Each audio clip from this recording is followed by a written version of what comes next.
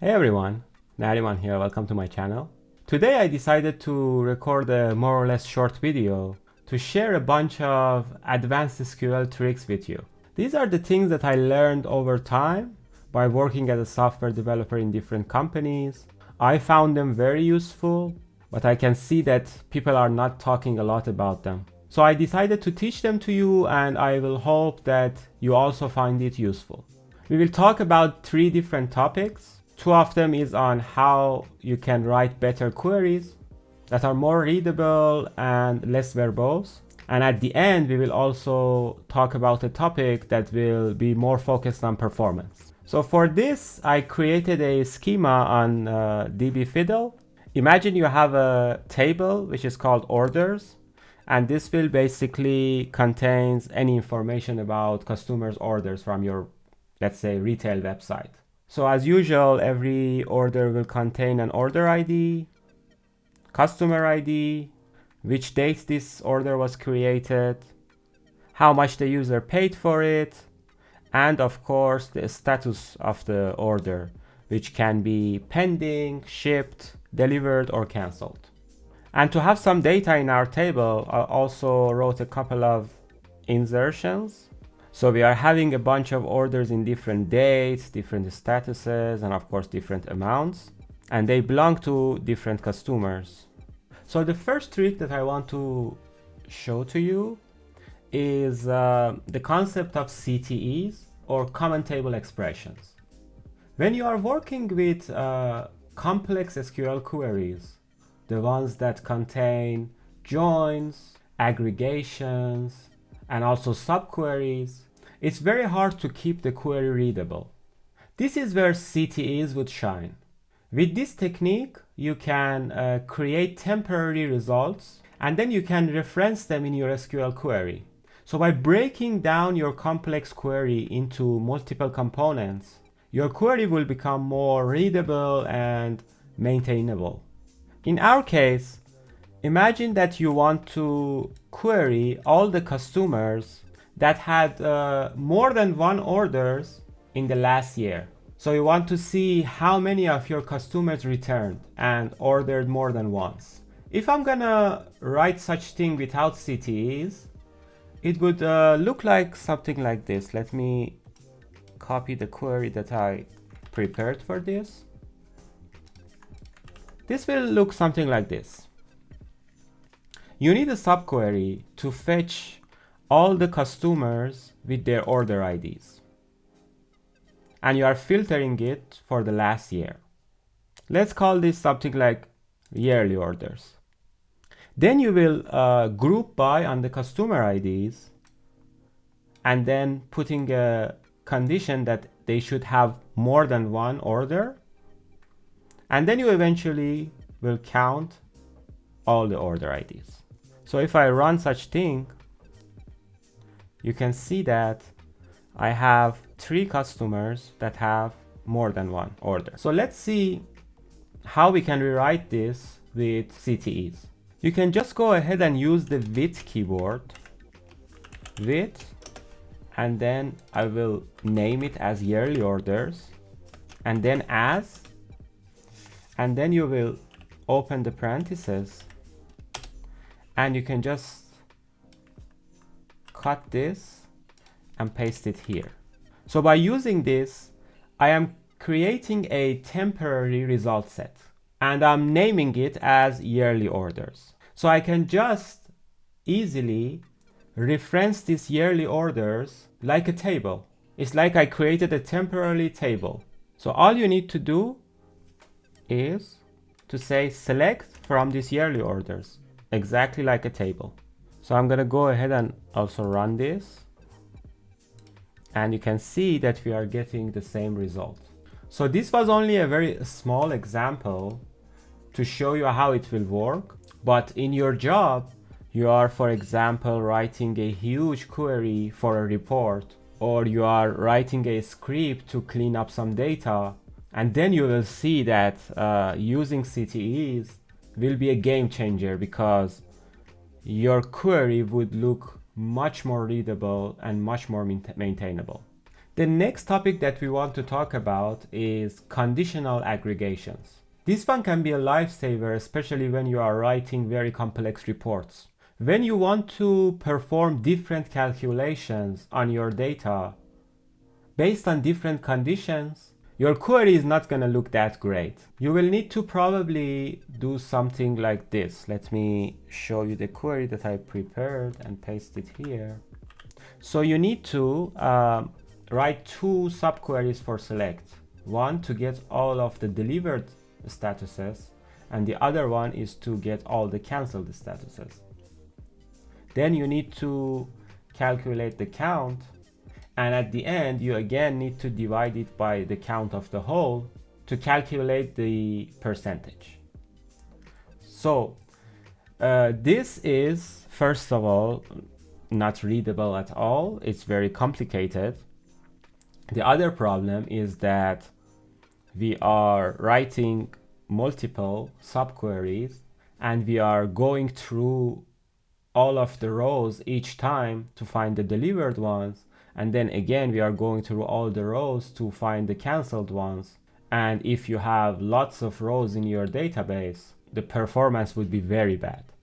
I'm gonna just run this to see what will be the answer, and you can see that even here it's very slow, even though we don't have much rows. It's just a couple of rows. It took almost 1 second to calculate all that.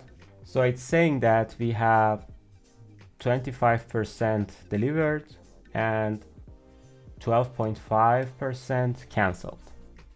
So that is the result. But with the conditional aggregation, we don't have to go through all of this. We can just define a more organized query that will go through all the database in one go and calculate everything that we want. So let's just refactor this to use conditional aggregations. First of all, we don't need select anymore. So we can get rid of the select.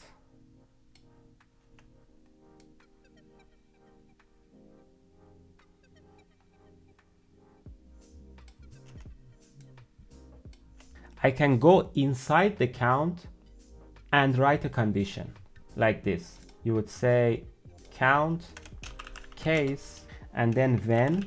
Pay attention, it's not where like the subquery is where clauses.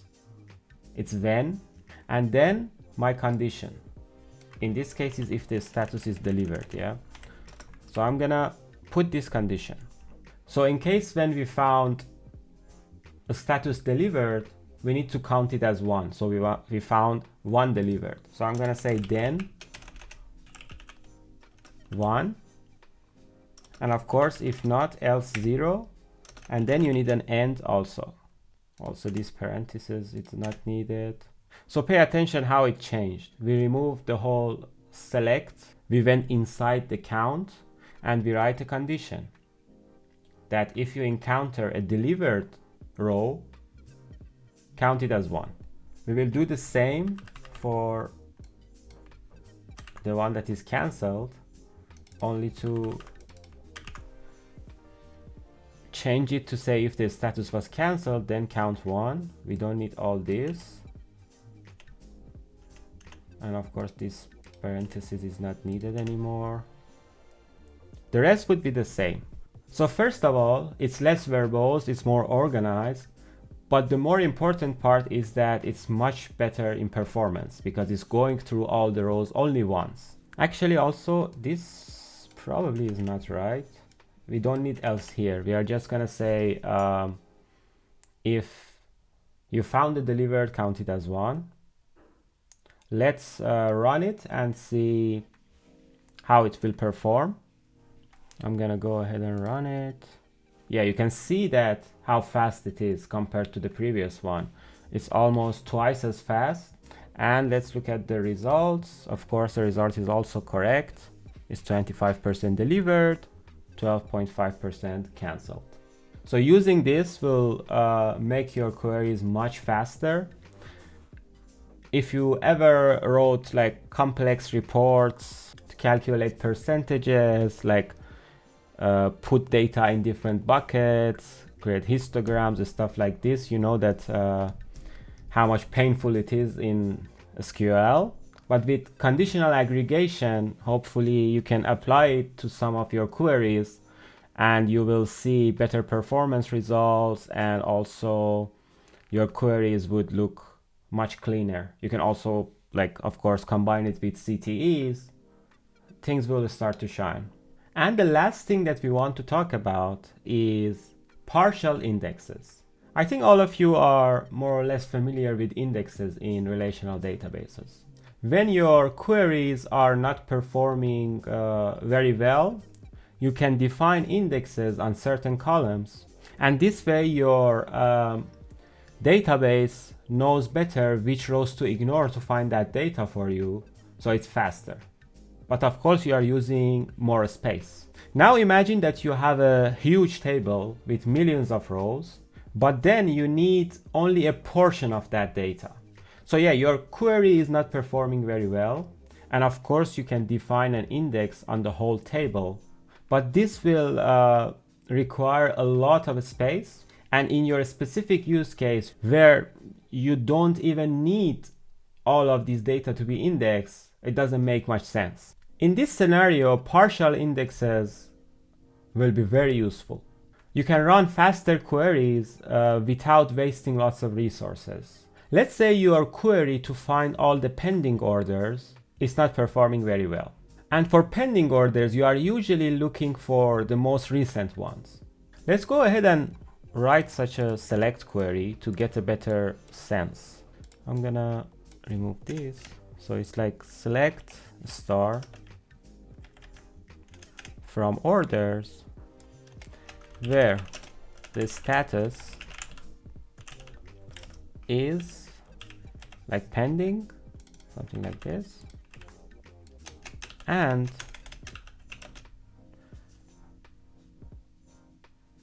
like order date.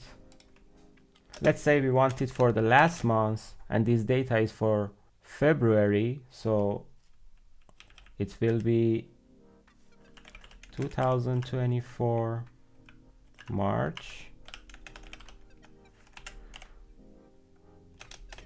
and it should be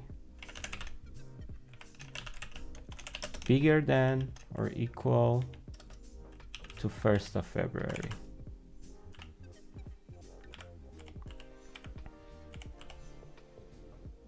Something like this.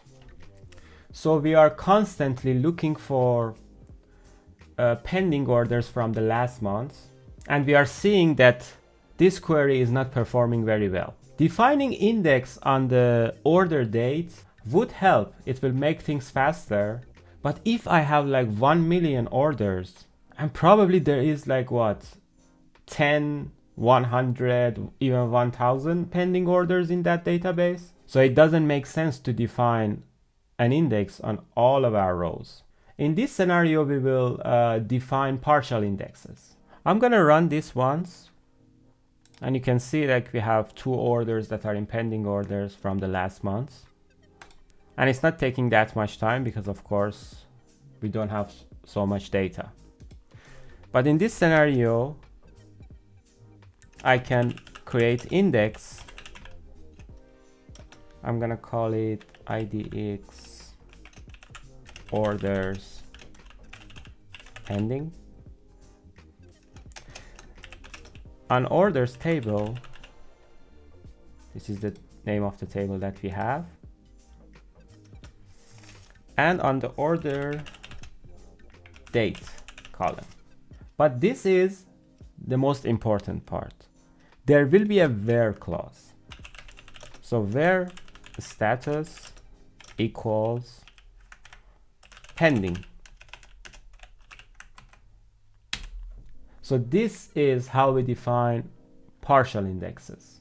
I'm gonna slice the data and pick only the ones that are in pending, and I'm gonna only define the index on those rows.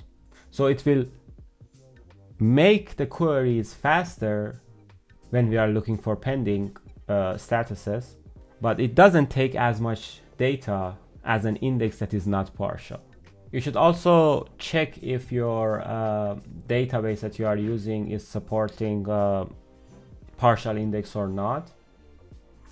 For example, here I guess we were using MySQL and DB Fiddle, but if you run it, yeah, you will have some error because MySQL support like composite indexes that you can use to improve the performance, but for Postgres should be fine. You can see that for Postgres it's working.